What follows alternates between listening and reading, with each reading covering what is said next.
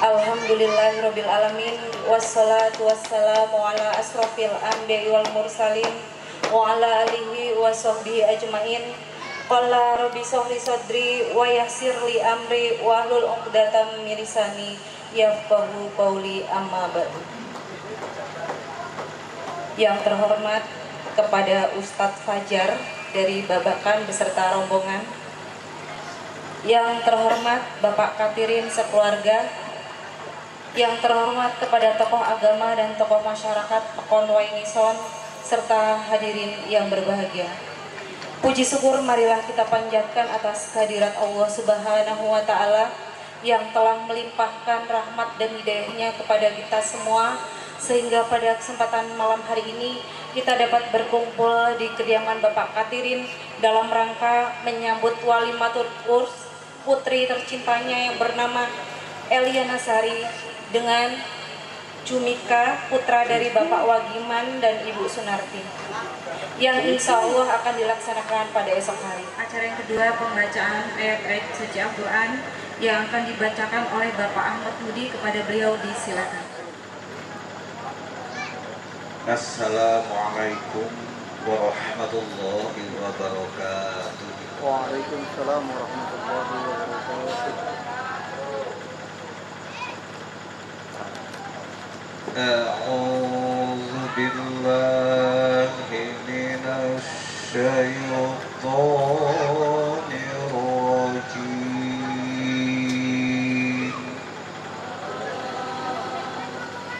بسم الله الرحمن الرحيم. يا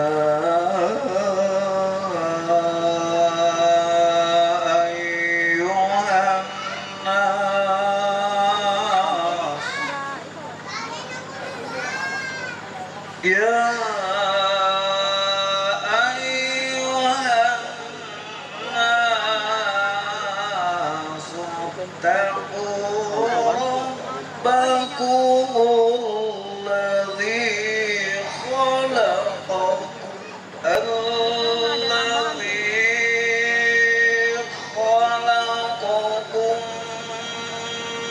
من نفس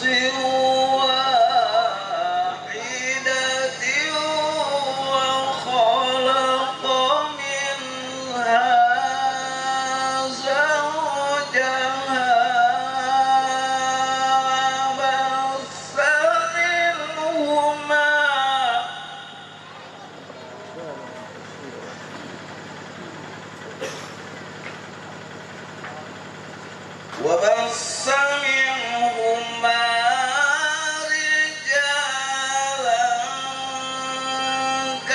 كثيرا ونساء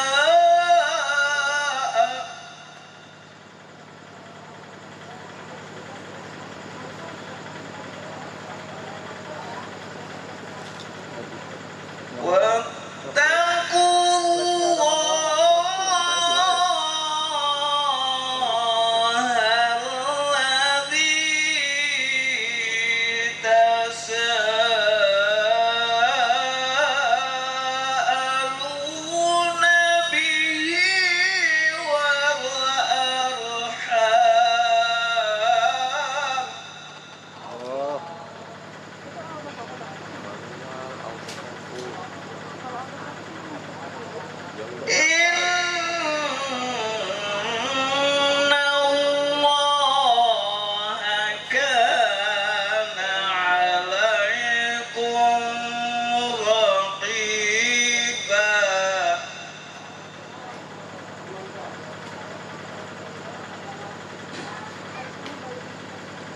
وآتوا اليتامى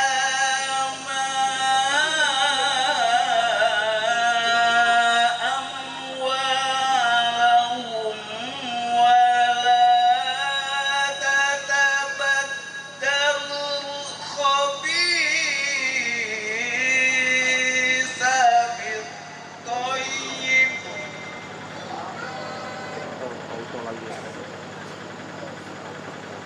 ولا تأكلوا أموالهم إلى أموالكم إنه كان حوبا كبيرا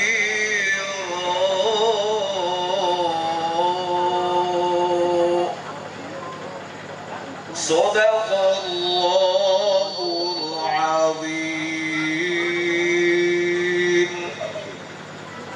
Wassalamualaikum warahmatullahi wabarakatuh. Dengan segala firman-Nya. Mudah-mudahan kita semua baik yang membaca maupun yang mendengarkan mendapatkan pahala dan syafaat dari Allah Subhanahu wa taala. Amin amin ya robbal alamin. Acara selanjutnya yaitu sholawat Nabi yang akan dibacakan oleh Ibu Siti Mukodah dengan Ibu Sriati. Kepadanya disilakan. Warahmatullahi wabarakatuh. Kepada hadirin harap berdiri sejenak.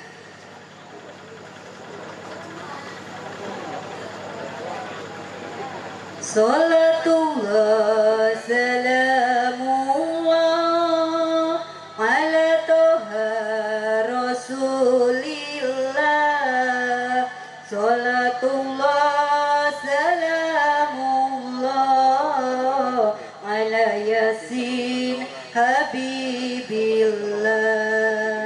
Salatullah salamullah ala yasin habibillah. Ibu salatullah salamullah ala toha rasulillah.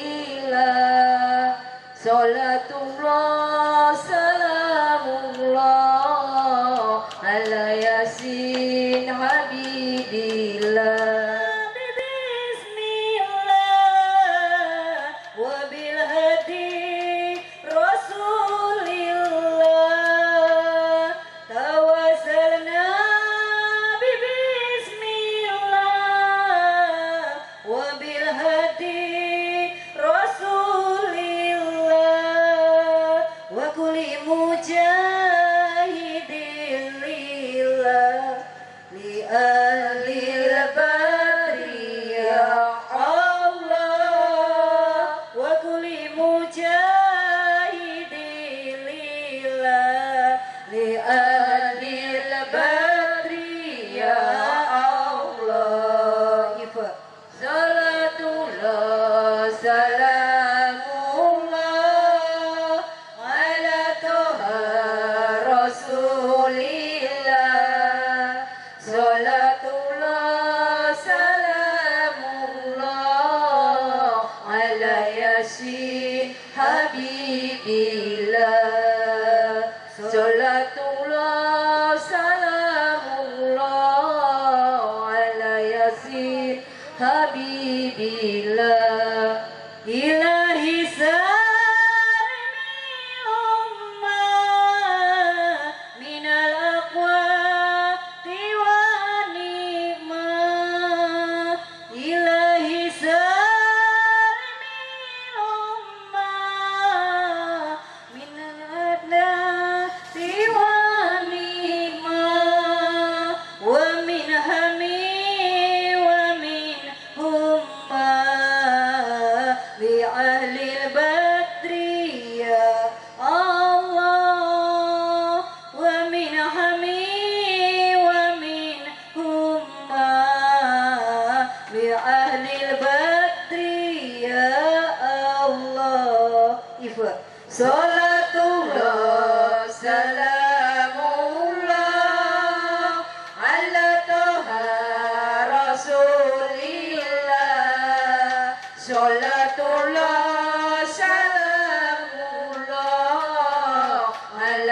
yasin habibillah sholatullah salamullah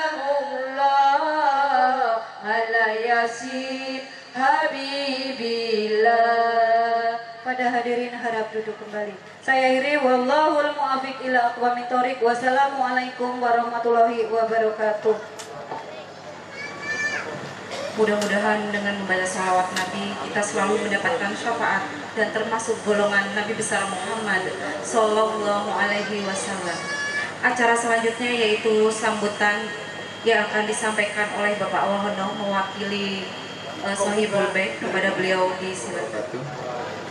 Alhamdulillahirabbil alamin, wassalatu wassalamu ala asrofil anbiya'i wal mursalin wa ala alihi wa sahbihi ajmain. Qala rabbi shrah li sadri wa yassir li amri wa hlul 'uqdatam min lisani yafqahu qawli, amma ba'du.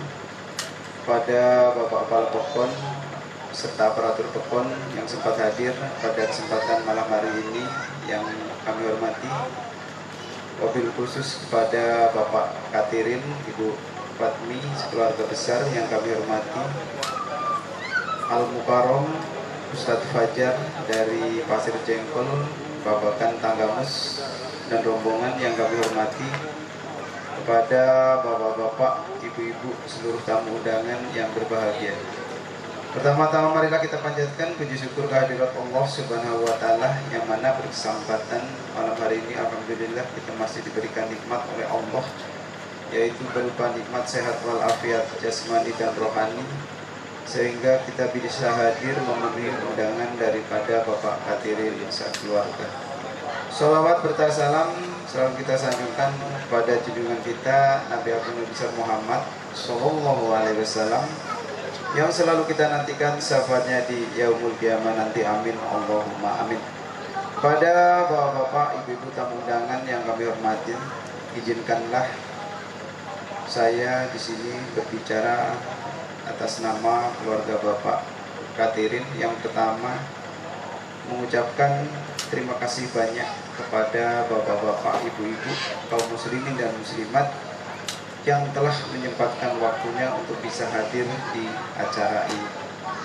Kemudian yang kedua, kami atas nama keluarga besar Bapak Katirin mohon maaf apabila dalam penyambutan dari mulai tempat ataupun ala kadarnya mungkin kurang berkenan di hati para bapak ibu sekalian. Kemudian selanjutnya kami mengharapkan bapak ibu yang hadir pada kesempatan malam hari ini bisa bersama-sama menyimak apa yang akan disampaikan oleh Ustadz Fajar. Nanti mudah-mudahan akan menambah ilmu untuk kita semua. Mungkin itu yang bisa kami sampaikan, lebih dan kurangnya saya mohon maaf. Saya akhiri, wabillahi taufiq wal hidayah. Wassalamualaikum warahmatullahi wabarakatuh.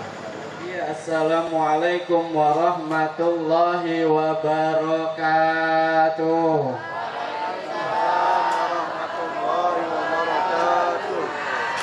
Bismillah, alhamdulillah, wassalatu wassalamu ala rasulillah Sayyidina wa maulana Muhammad ibn Abdillah wa ala alihi wa ashabihi wa dhurriyyatihi wa ahli baitihi al-kiram wa man tabi'ahum bi ihsanin ila yaumil qiyamah, amma ba'du.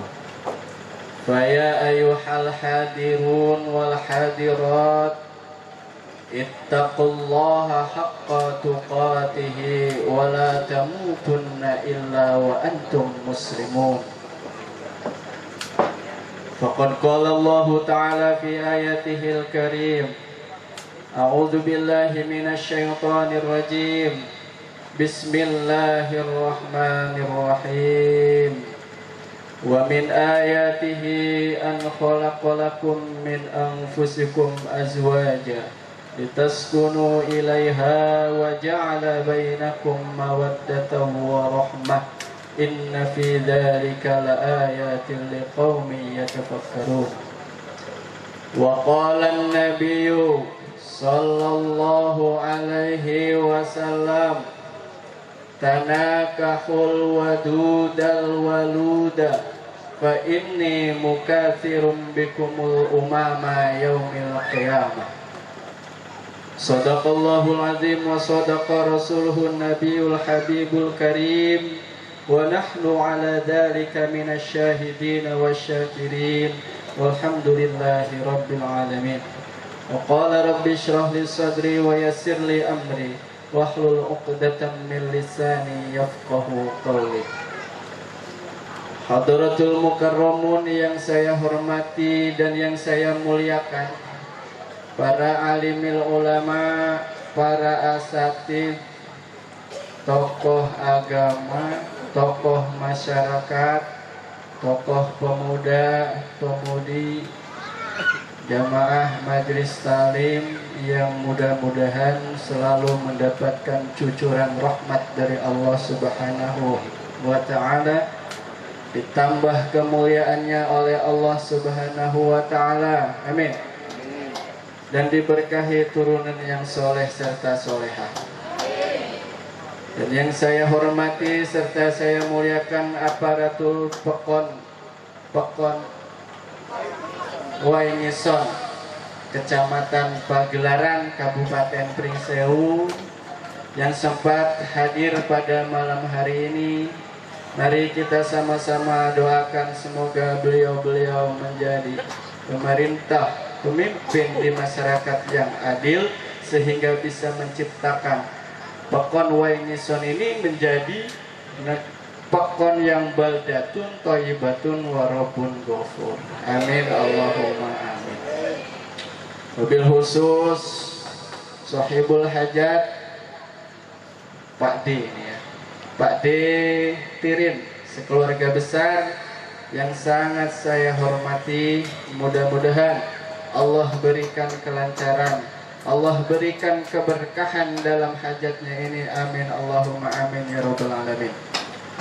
Dan tak lupa pada bapak-bapak, ibu-ibu, hadirin, tamu undangan yang mudah-mudahan selalu mendapat lindungan Allah Subhanahu wa ta'ala. Pertama dan yang paling utama, marilah kita panjatkan puji syukur kehadirat Allah Subhanahu biqauli alhamdulillahi rabbil alamin, yang telah memberikan kepada kita bermacam-macam nikmat, terutama nikmat iman wal Islam.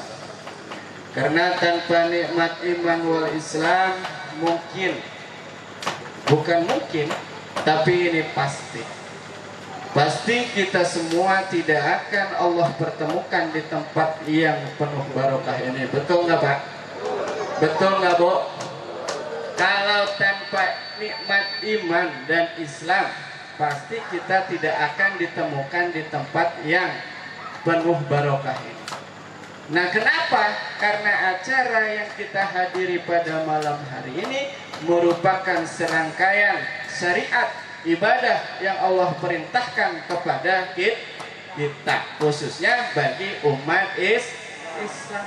Maka wajar jika saya katakan tanpa nikmat iman wal Islam, pada kesempatan kali ini kita tidak akan dipertemukan oleh Allah Subhanahu wa ta'ala. Makanya kita patut bersyukur kepada Allah Subhanahu wa ta'ala atas nikmat iman wal Islam. Dengan tak henti-henti kita meminta kepada Allah, ya Allah, tolonglah hambamu ini untuk menjadi insan yang selalu bersyukur kepadamu ya Allah. Tak henti-hentinya kita baca di setiap kita wudhu. Betul nggak Bu? Betul nggak? Gimana doanya? Supaya lisan kita ini selalu bisa bersyukur kepada Allah. Gimana doanya Bu? Allahumma a'inni ala dzikrika wa syukrika wa husni ibadatika. Nah itu kalau anak-anak di TPA di sana itu kalau belajar wudhu itu ya dengan doa-doanya, mulai dari membasuh tangan, membasuh berkumur-kumur. Nah itu doa di saat berkumur-kumur tadi. Allahumma a'inni ala dzikrika wa syukrika wa husni ibadatika. Ya Allah, a'inni, tolonglah aku ala dzikrika, supaya selalu zikir kepadamu, ingat kepadamu, wa syukrika, dan syukur kepadamu. Karena tanpa pertolongan Allah kita bisa apa? Kedua kalinya sholawat ma'asalam, marilah kita sanjungkan kepada Nabi besar Nabi Muhammad sallallahu alaihi wasallam, yang kita harapkan syafaatul uzmahnya kelak di yaumil qiyamah. Dan mudah-mudahan kita semua yang hadir di tempat ini kelak mendapatkan syafaat beliau. Amin Allahumma amin ya rabbal alamin. Kalau untuk warga Wengison ini saya percaya pasti mendapatkan syafaat dari Rasulullah Shallallahu Alaihi Wasallam. Nah, kok bisa begitu? Nah, kok bisa yakin? Karena sejak saya datang ke sini, ibu-ibunya kompak banget. Ibu-ibu majelis talim, mulai dari awal saya datang ke sini, saya dengarkan baca barzanji semua. Nah, bacaan barzanji itu merupakan bacaan pengharapan syafaat dari Rasulullah. Kenapa saya katakan pasti dan yakin? Karena di balik kisah Al-Barzanji itu ada kisah yang sangat heroik. Saya bahas jangan. Kisah di balik Maulid Barzanji yang dibaca ibu-ibu tadi, bahas jangan, Bu? Bahas nggak apa-apa nih, beneran. Oke.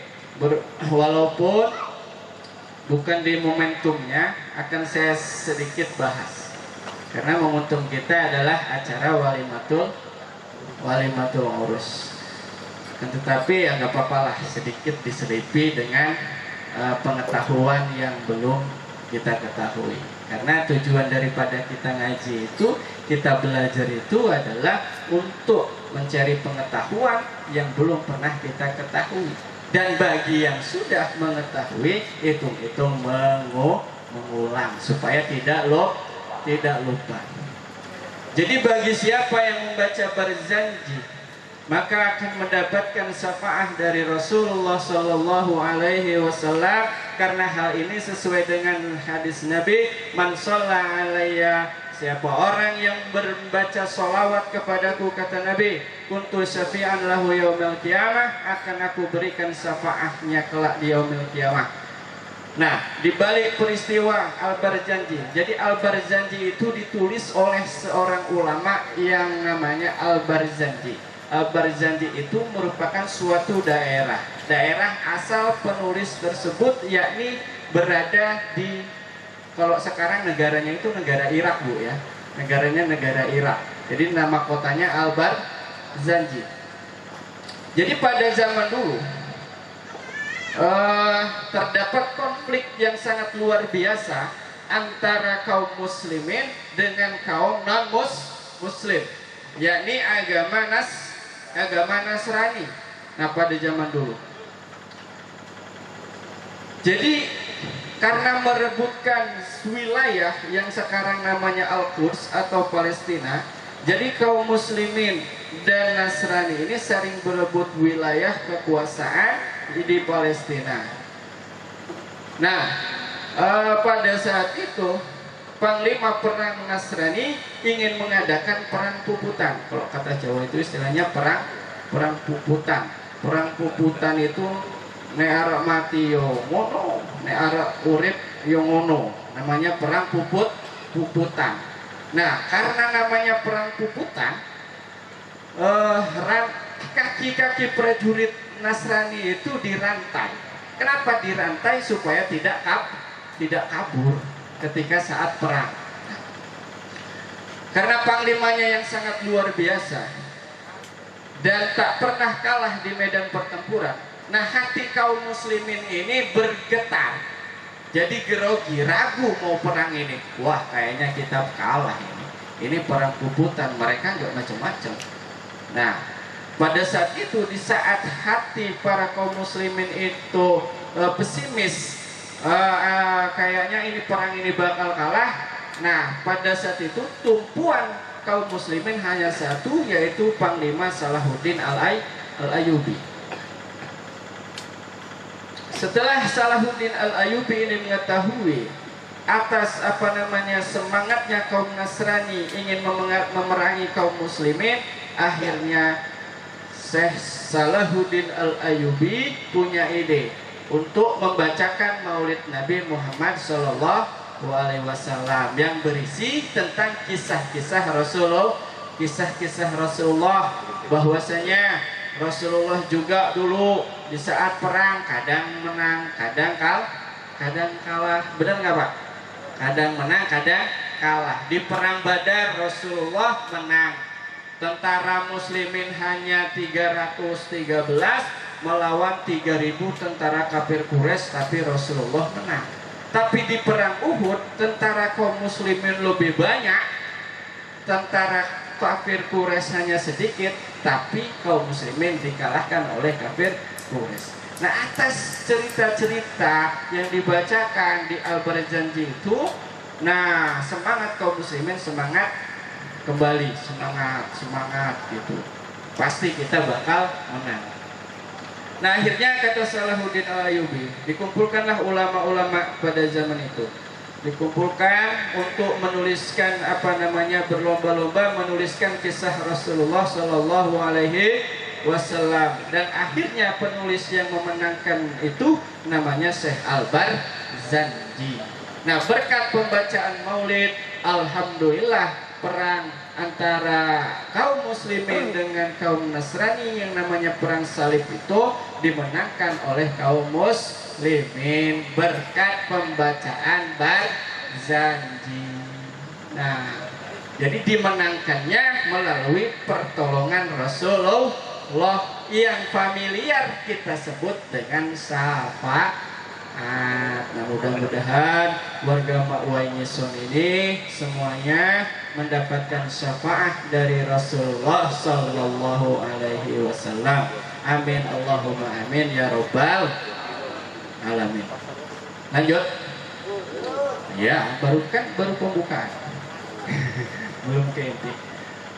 Baik Bapak Ibu hadirin tamu undangan yang dirahmati oleh Allah Subhanahu wa taala. Jadi pada malam hari ini sebagaimana telah kita ketahui, datangnya kita pada tempat ini yakni silaturahmi. Saya pribadi pun silaturahmi terhadap keluarga saya, Pak D. Jadi kalau orang Banten nyebutnya Ndek. Kalau orang Jawa Pak D ya, atau Siwo Tirin. Jadi silaturahmi. Dan mudah-mudahan silaturahmi kita pada kesempatan malam ini dicatat sebagai amalan ibadah oleh Allah Subhanahu wa taala.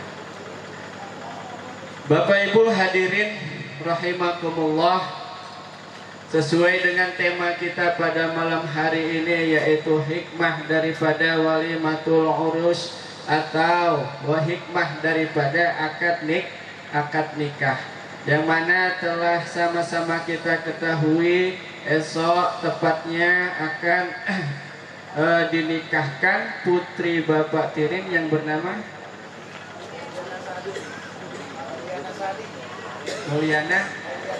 Heliana Sari. Aliana Sari. Nah ini Mbak Yu, berarti saya manggilnya Mbak Yu. Ada Mbak Yunya. Belakang. Yang mana? Biru. Pakai baju biru. Nah mudah-mudahan acara akad nikahnya besok dilancarkan oleh Allah Subhanahu wa taala. Amin. Tanpa ada halangan suatu apapun. Allahumma amin ya rabbal alamin. Ibarakati umil kitab al-fatihah. Bismillahirrahmanirrahim. Alhamdulillahi rabbil alamin. Arrahmanirrahim. Malik yaumiddin. Iyyaka na'budu wa iyyaka nasta'in ihdinas siratal mustaqim siratal ladzina an'amta 'alaihim ghairil maghdubi 'alaihim waladdallin. Amin.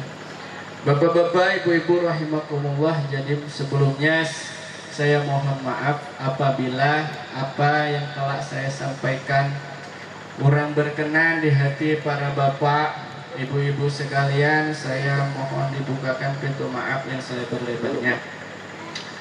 Kemudian mohon maaf juga jika saya menyampaikan materi ini agak grogi atau agak kaku. Jadi saya minta maaf yang sebesar-besarnya. Karena apa? Karena dari latar belakang suku yang berbeda.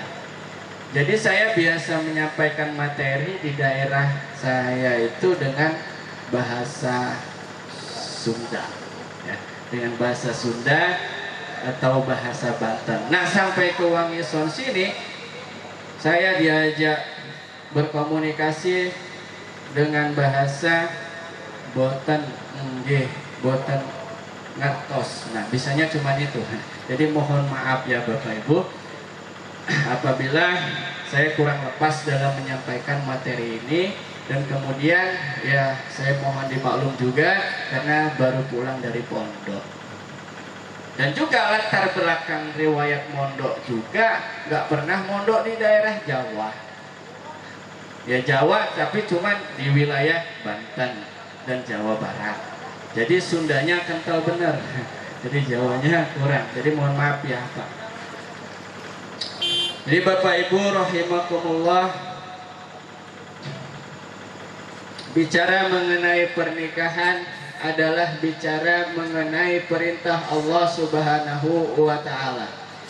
Syekh Abdul Qadir Al-Jailani berkata di dalam kitabnya yang bernama Bunyatul Talibin bahwasanya hendaknya bagi seseorang yang akan melaksanakan akad pernikahan, ini nasihat saya kepada Mbak Yu saya.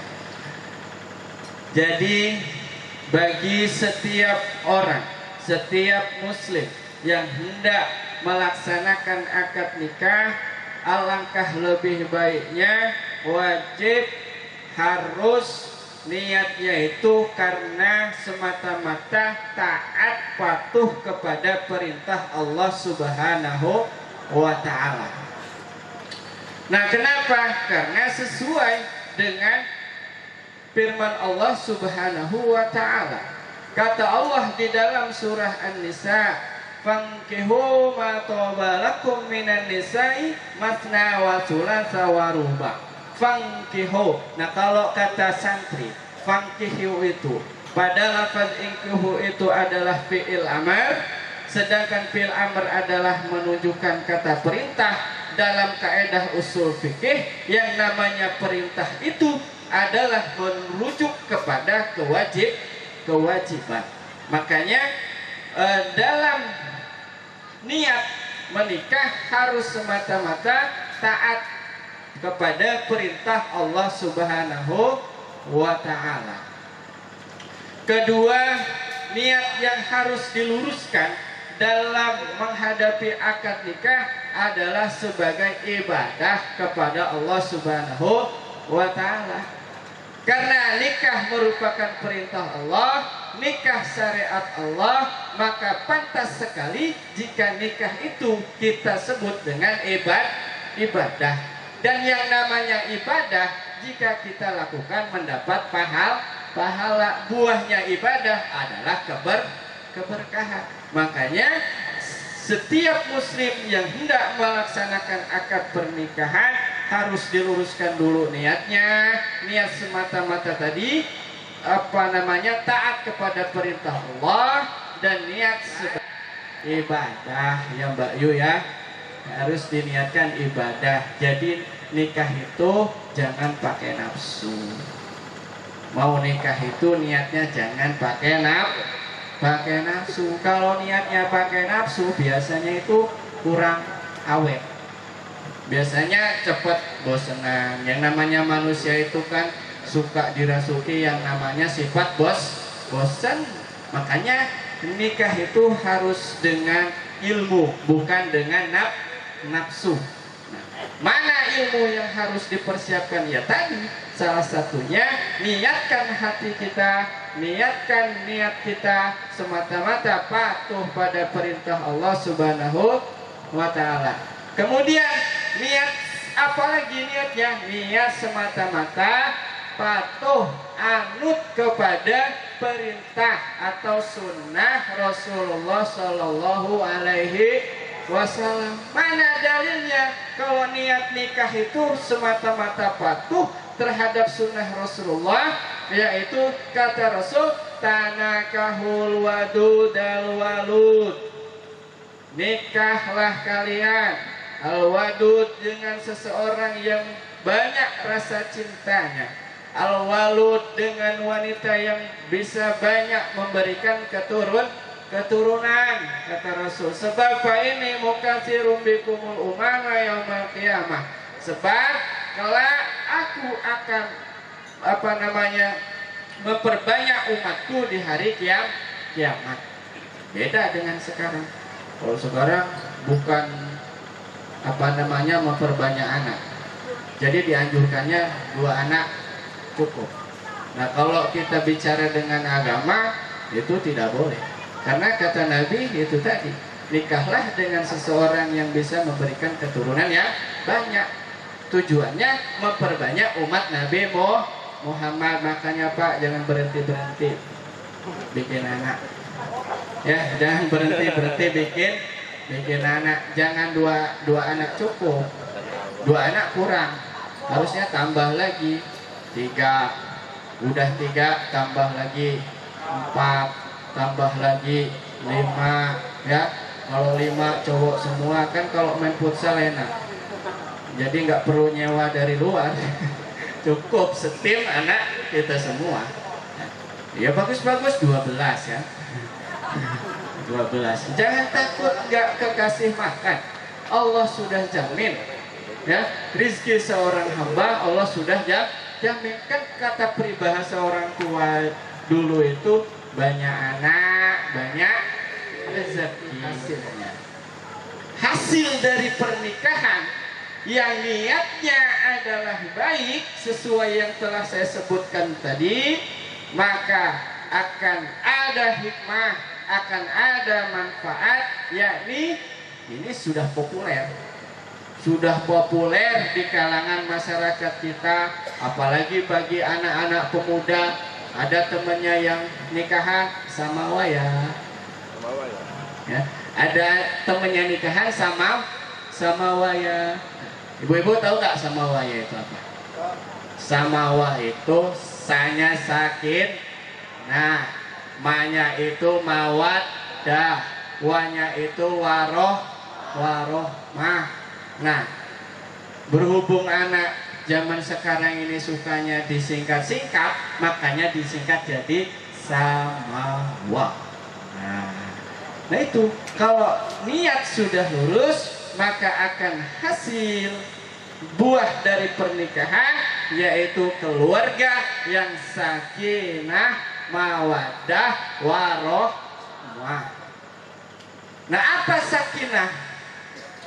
Sakinah itu secara bahasa berarti tentram. Sakinah itu tentram.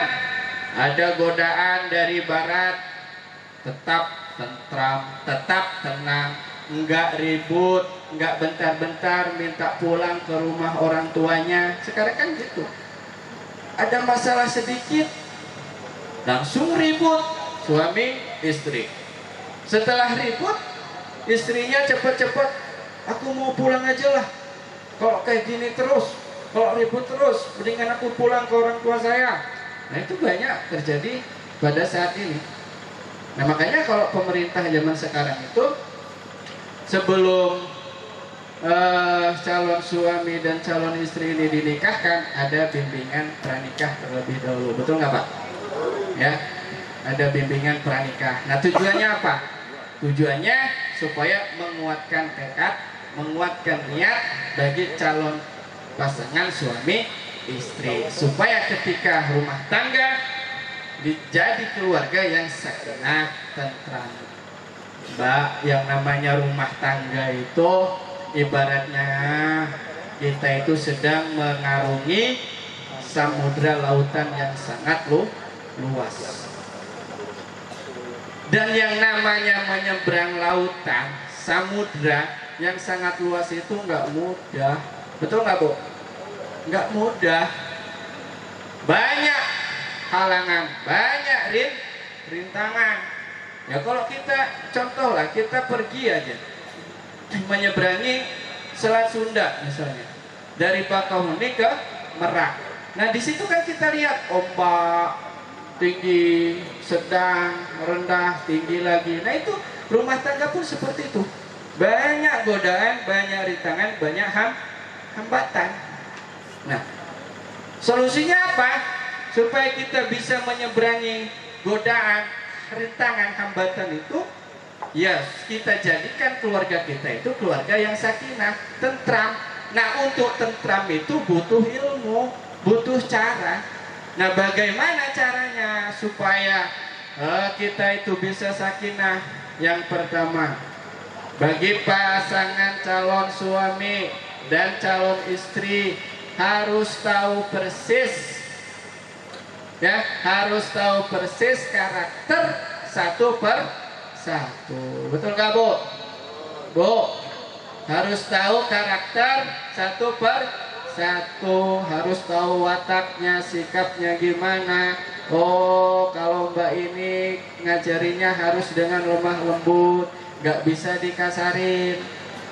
Nah begitu juga dengan suaminya, si calon istrinya tahu dengan pasangannya bahwa karakternya begini dan begini. Nah setelah itu kan akan bisa saling memahami satu sama lain. Nah udah bisa memahami satu sama lain, saling mengerti. Nah kalau tanpa ada saling memahami, saling mengerti antara kekurangan dan kelebihan di masing-masing pihak, nah ini bahaya nanti. Jadi sakinah itu nggak akan terwujud. Jadi sakinah bisa terwujud jika keduanya saling memahami dan saling mengerti. Si mbaknya juga harus mengerti. Jika kepengen sesuatu nanti kepada suaminya, ya harus mengukur tingkat kemampuan suami. Jangan suami penghasilan sehari 50.000, makannya minta sama rendang sapi. Kemudian dapat 1 bulan minta dibeliin mobil Mercy. Ya nggak keukur, ya mateni bojo. Wow, kalau seperti itu ya Pak ya. Jadi kalau minta sesuatu kepada suami harus mengukur tingkat penghasilan suami kita. Benar nggak, Bu? Iya. Nah kalau sehari 50 juta minta mobil Mercy, wajar nggak? Wajar. Kalau sehari 50.000 minta Mercy, minta Avanza, ya kurang ajar itu namanya. Berarti itu nggak mengerti, nggak memahami terhadap suami. Maka sampai kapanpun ya nggak akan sakinah, nggak akan tentram. Adanya ribut terus. Jadi berapapun yang dikasih suami, istri harus ikhlas, istri harus bersyukur. Jangan pernah iri dengan rizki yang Allah berikan kepada orang lain. Jangan begini, Bu, jangan begini. Tonggone tuku kulkas, ibu-ibu sing adem masuk angin. Suaminya pulang, ibu tiduran. Kenapa, Bu? Masuk angin aku. Nek tak keriki, dikeriki nama suaminya. Enggak merah-merah. Malah yang timbul gambar 2 pintu. Berarti meriangnya bukan karena masuk angin. Karena apa? Iri melihat tetangga beli kulkas. Mbak Yunya ngelihat tetangganya beli termos, malah Mbak Yunya yang umek. Nah, ini jangan sampai kita iri dengan penghasilan tetangga kita, penghasilan orang lain. Jadi harus tetap kita syukuri, ya. Berapapun penghasilan suami, berapapun yang dikasih suami terhadap kita. Nah, kalau kita mau bisa bersyukur dengan pemberian suami, insya Allah keluarga akan sakinah, tentram, dan suami juga ya pasti paham akan memenuhi hak dan kewajibannya sebagai suami gitu. Baik, Bapak Ibu yang dirahmati oleh Allah Subhanahu wa Ta'ala. Itu yang pertama adalah buah dari pernikahan menciptakan keluarga yang sakinah. Kemudian untuk bisa sakinah, para suami dan para istri harus tahu masing-masing kewajiban dan haknya. Bu, tahu kewajiban ibu terhadap suami? Tahu nggak Bu? Kewajiban terhadap suami? Tahu nggak Bu? Tahu. Ya, karena sudah kalau ini sudah profesional semua, makanya wajar kalau tahu. Di antaranya yang pertama, ini bagi Mbak Yunya ya, kewajiban seorang suami, kewajiban seorang istri, karena calon suaminya sudah datang apa belum ini? Udah ada? Ada di sini? Oh iya. Jadi bagi calon suami dan calon istri harus tahu masing-masing kewajibannya masing-masing. Kewajiban suami ini sudah familiar. Yang pertama yaitu harus memberikan nafkah baik zahir maupun batin. Nafkah zahir berupa adalah seperti pangan, sandang, papan. Nah, itu nafkah yang zahir. Kalau nafkah batin ya seperti nafkah yang berkaitan dengan rohaniah atau kebutuhan biologis. Nah, ini nggak perlu saya bahas karena Bapak Ibu hadirin sudah tahu semua. Apalagi bagi bapak-bapak dan ibu-ibunya sudah profesional semua. Kemudian kewajiban seorang suami yang terhadap istrinya selain memberikan nafkah adalah harus mendidik istrinya supaya bisa ibadah kepada Allah Subhanahu wa Ta'ala.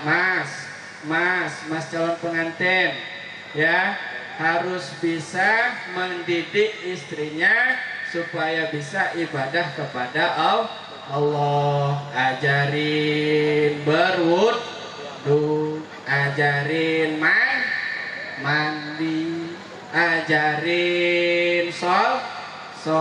Nah, kalau sudah bisa wudu, bisa mandi, bisa sholat, alhamdulillah, masih nggak perlu repot-repot lagi kalau begitu ya. Kemudian itu sekilas hak dari seorang suami. Kemudian kewajiban bagi seorang istri yaitu adalah patuh terhadap suami, patuh terhadap perintah suami, tapi dalam hal kebaikan. Jika suami kita memerintahkan untuk perbuatan yang tidak sesuai dengan perintah Allah, maka jangan kita taati. Betul nggak?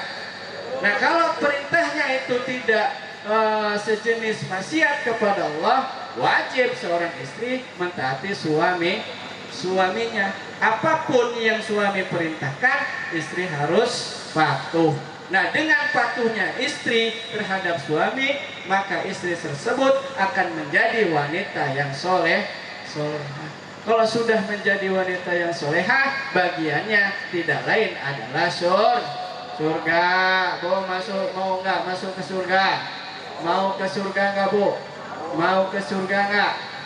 Nah, kalau mau ke surga kata Nabi, ibu-ibu harus menjadi wanita yang terbaik.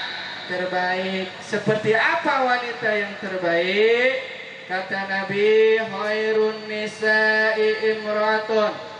Sebaik-baiknya wanita adalah wanita yang idza nadzartaha saratka. Apabila dipandang suaminya dia tersenyum, mampu membahagiakan suami ya Mbak ya. Kalau dipandang suaminya harus senyum, harus menampakkan wajah yang ceria, wajah yang bahagia. Jangan suami pulang dari bekerja disambut dengan cemberut. Nah, ini bukan wanita soleha namanya kalau seperti itu. Namanya wanita toleha namanya.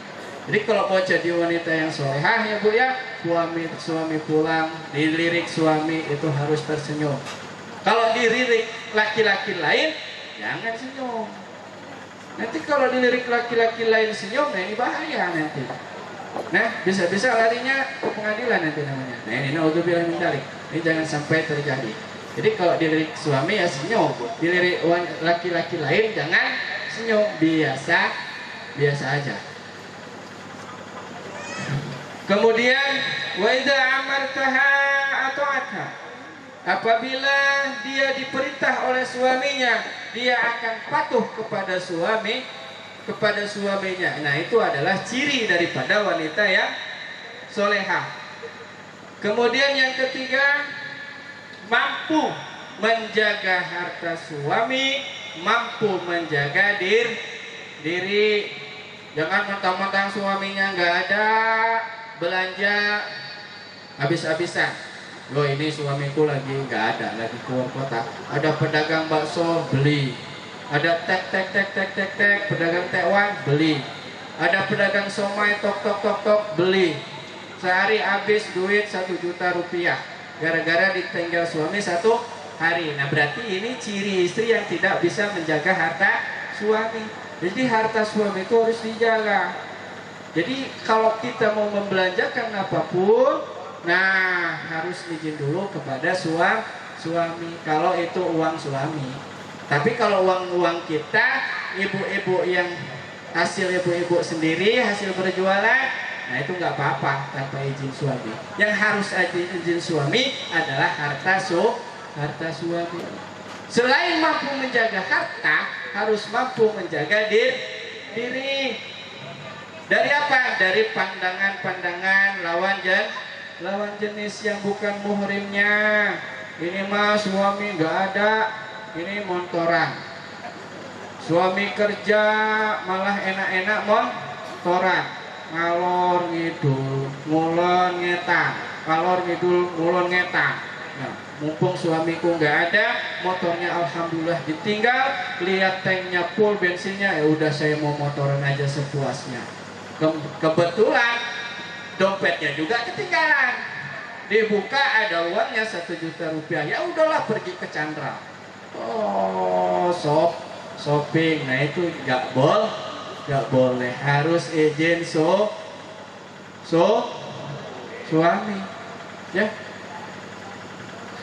Nah, kalau sudah seperti itu, sama-sama memahami hak dan kewajiban masing-masing, maka sakinah akan timbul, tenang, tentram rumah tangga.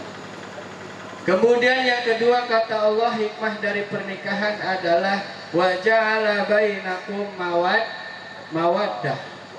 Allah akan jadikan keluarga yang mawaddah. Apa mawaddah? Mawaddah adalah saling mencintai. Nah, kalau bahasa saling mencintai berarti ini larinya ke fisik. Ini larinya ke fisik. Nah, kalau mawadah ini nanti nggak digandengkan dengan warohmah, ini bahaya. Jadi bahayanya kenapa? Ya bisa bapak-bapak ini poligami nantinya. Punya istri 2, punya istri 3, ridho nggak Bu? Ridho nggak Bu? Harus ridho. Kalau mau jadi ahli surga. Tapi kalau bapak-bapaknya bisa adil, boleh. Nggak bisa adil ya nggak boleh. Jadi mawadah adalah ini saling mencintai satu sama lain. Jika sudah bicara cinta, jangankan yang betul, jangankan yang benar, yang salah pun bisa segera dimaafkan. Betul nggak Bu? Jika udah bicara cinta mah nggak mandang hidup susah atau lain sebagainya, intinya yang penting saya sama kamu berdua selamanya, forever, dari sekarang sampai kakek-kakek nenek nenek-nenek. Jadi kalau udah saling mencintai satu sama lain, maka tidak akan ada yang namanya KDRT. Nah kalau KDRT ada, berarti rumah tangganya itu tidak ada rasa mawaddah. Berarti itu bukan tujuan daripada pernikahan. Kemana tujuan pernikahan yang katanya mawaddah jika KDRT terjadi di dalam rumah tangga? Makanya rasa cinta ini harus dipupuk. Jangan pas PDKT, pas baru kenal aja, sayang, my honey, my love, my heart, aku akan tetap sayang kepadamu dan cinta kepadamu walaupun hidup kita nanti menderita. Apapun keadaan kamu, saya akan tetap menerima. Nah, ini waktu PDKT, waktu zaman sebelum menikah. Sesudah menikah, karena keadaan fisik sudah berubah, yang tadinya kenceng, sekarang kendor. Nah, rasa cintanya ikut kendor. Alhasil, kalau rasa cinta sudah kendor, ya sudah tidak akan ada mawaddah. Jadi rasa cinta harus dipupuk, walaupun sudah kakek-kakek, nenek-nenek. Bagaimana cara memupuknya? Ya kita bernostalgia ke masa lalu. Ingat masa lalu. Pertama pengen mendapatkannya kan perjuangannya susah betul. Benar nggak Pak? Perjuangan Bapak ingin mendapatkan ibu susah nggak Pak? Susah benar. Mulai dari materi mungkin kurang ada, muka juga pas-pasan, belum juga ditambah saingan, tambah lagi bapaknya galak, luar biasa. Nah kita harus ingat ke situ, ketika pengennya mau, udah kayak apa aja kan ya. Nah giliran sudah dimiliki, sudah dinikahi, disia-siakan. Nah itu berarti kita menyia-nyiakan pengorbanan kita pada zaman dulu ingin mendapatkannya. Jadi harus sering-sering bernostalgia. Di mana, di tempat mana rasa cinta kita tumbuh terhadap pasangan kita datang ke situ. Misalnya si Mbak I rasa cintanya timbul di Monas, berarti harus sering-sering ke Monas. Supaya apa? Supaya flashback, kata zaman sekarang itu flashback. Flashback itu mengingat kembali kisah-kisah romantis pada saat pertama kali. Nah, dengan seperti itu, maka rasa mawaddah, saling mencintai antara satu sama lain akan tetap tumbuh sampai akhir hayat. Kemudian tujuan pernikahan yang ketiga, hikmahnya yaitu adalah warohmah. Apa warohmah, Bu? Warohmah, apa warohmah? Hah? Warohmah itu adalah rasa kasih sayang. Nah ini beda. Mawaddah dengan warohmah ini beda. Kalau mawaddah itu larinya ke fisik, nah kalau warohmah ini larinya ke rohani. Jadi timbulnya rasa kasih sayang, rasa welas asih kepada suami, yang suaminya kepada istrinya. Nah itu namanya warohmah. Nah kalau sudah timbul seperti itu, kalau rasa kasih sayang terhadap pasangan kita sudah timbul, adanya kasihan sama suami pulang kerja capek, keringatnya langsung dielap. Karena apa? Karena warohmah, karena sayang sama suami sakit, dikerokin, diobatin. Tapi zaman sekarang beda. Suami sakit malah selfie, betul nggak? Suami sakit malah selfie, cekrek, upload di Facebook atau di WA, ditulis hashtagnya my bojo sedang sakit. Ini zaman sekarang itu seperti itu. Ya harusnya suami sakit diurusin, bukannya dipoto, cekrek. Aib suami harusnya diumpetin, malah diumbar sekarang. Bener nggak? Gara-gara apa? Media sosial. Sebenarnya bukan media sosialnya yang salah, cuman pengguna media sosialnya aja yang salah menggunakan media sosial tersebut. Nah, mana contohnya tadi?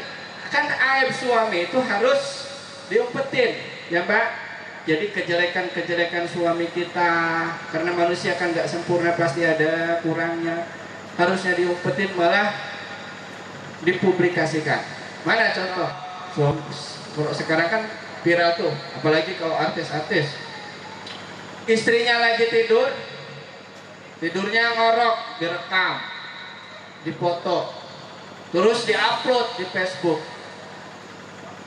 Istriku cantik-cantik tapi ngorok ya. Nah, itu kan aib pasangan.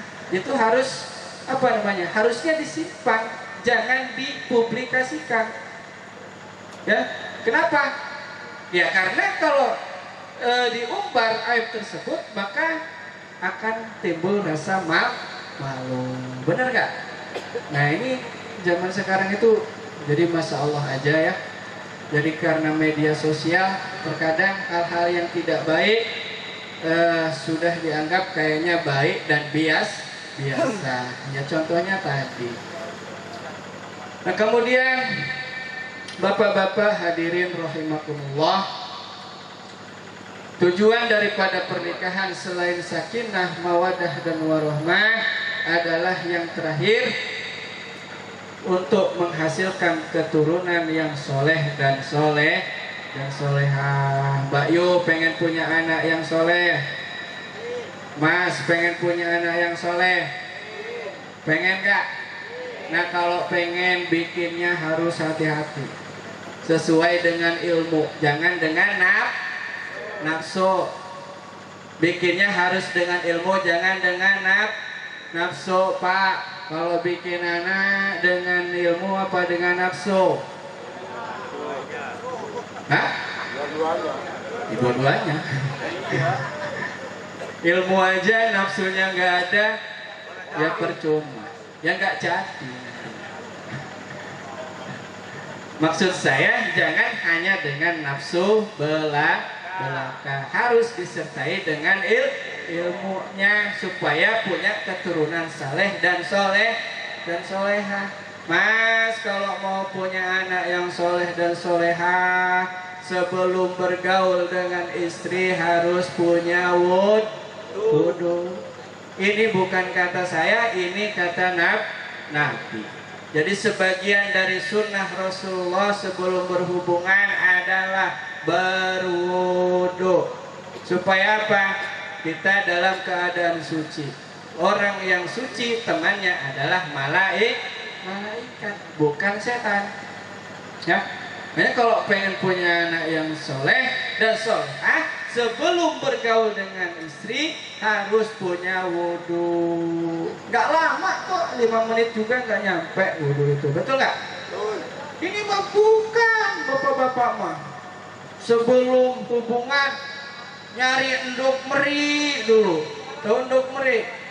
Telur bebek. Nah, sebelum berhubungan cari telur bebek. Harusnya sebelum berhubungan dengan istri berwudu, malah kuku bima, ekstra jos, dan lain sebagainya. Tujuannya apa? Supaya menambah stamina katanya. Bener nggak Pak? Bener nggak? Biasanya diam-diam iya itu. Nggak ya? Jadi dengan olahraga ya. Jadi itu sunnah Rasulullah supaya punya anak yang solehah, dijelaskan dalam kitab Qurratul Uyun. Sebelum berpergauli istri harus dalam keadaan suci, berwudu. Nah, berwudu ini bukan hanya saja ketika hendak bergaul dengan istri kita, Pak.